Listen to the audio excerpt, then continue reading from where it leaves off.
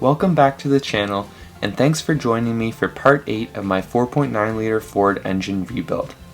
Today we're going to be tackling installing the head and the intake and exhaust manifolds. So let's get to it. Okay, next up is our lifter install. They've been sitting in an oil bath for about a week now, so they should be good and lubricated internally. And then what I'm also going to need to do, I don't know if need, instructions say to lubricate the bottom of the lifters before installing. Now they've been sitting in oil, so they're obviously pretty well lubricated, but what I'm going to do is I'm going to just take a bit of assembly lubricant. I'm just going to squirt it down each of these holes onto the camshaft lobe. That way when they have their first meeting, it isn't rough. Alright, this is the lifter. We've got a flat end that rides on the camshaft, and then this rounded end which rides on, well, that's where the push rod rides in this socket. And then there's an oil gallery inside here that it's a channel that runs like this, and so it oil gets pressurized up this hole here on the lifter and out here and up the push rod and into the valve cover. And that's kind of how that works. So I think that these are literally as simple as just carefully doing them in. 1,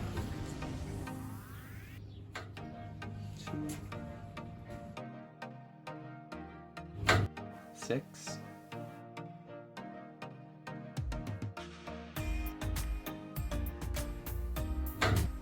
12. All right, let's get started on this. Okay, so it wants me to put this lubricant onto the threads of all the studs, the washers, and the nuts. Basically, like, everything gets lubricated. So make sure it's mixed up good. I'll apply the lubricant around, and then I'll bust out the torque wrench, and we'll work up in 3 steps following the pattern. So yeah, 30, 60, 80 sounds decent.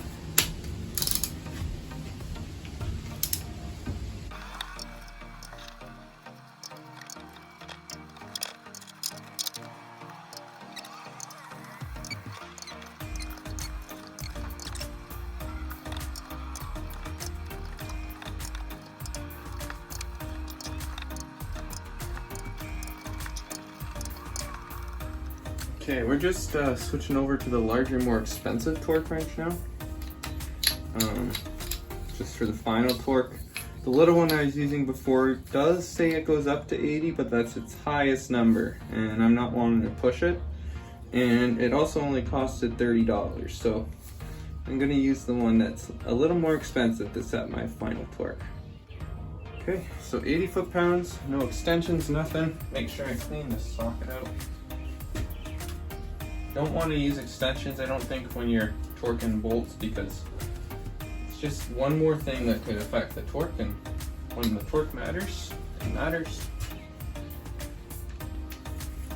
Alright.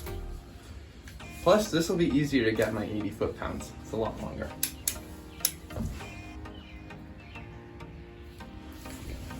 There goes.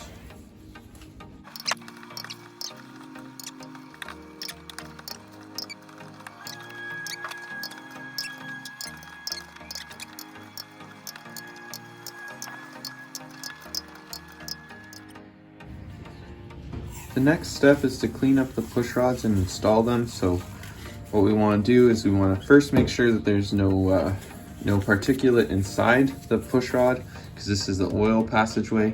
And then what we also want to do is make sure there's no grit or anything on either of the ball ends of the push rod, because those seat very precisely into the lifter on the bottom end and the rocker arm on the top.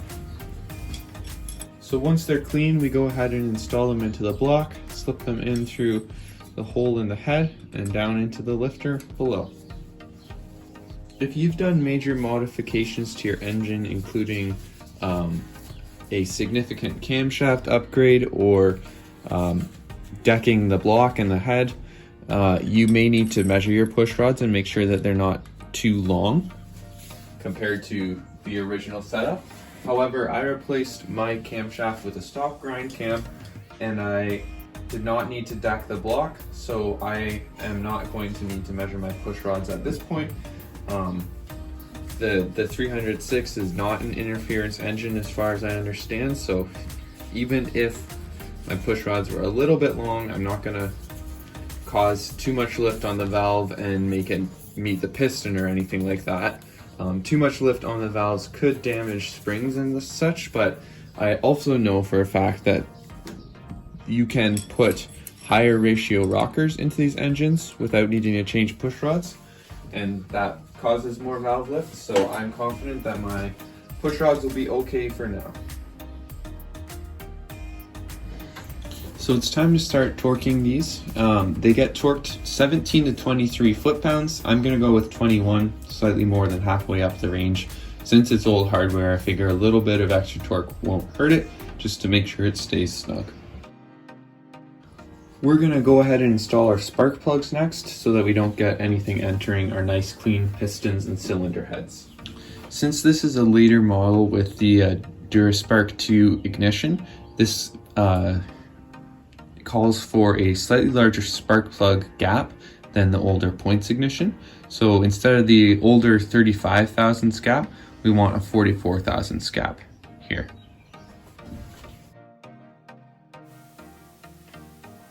The next step in this process is to get the intake and exhaust manifolds mounted to the head.